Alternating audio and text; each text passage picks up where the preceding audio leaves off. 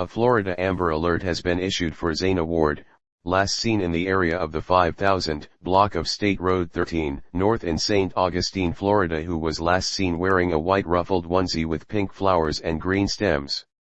The child may be in the company of Mohammed Adam. They may be traveling in a 2002 silver Chevrolet Cavalier, FL tag number RXCR47.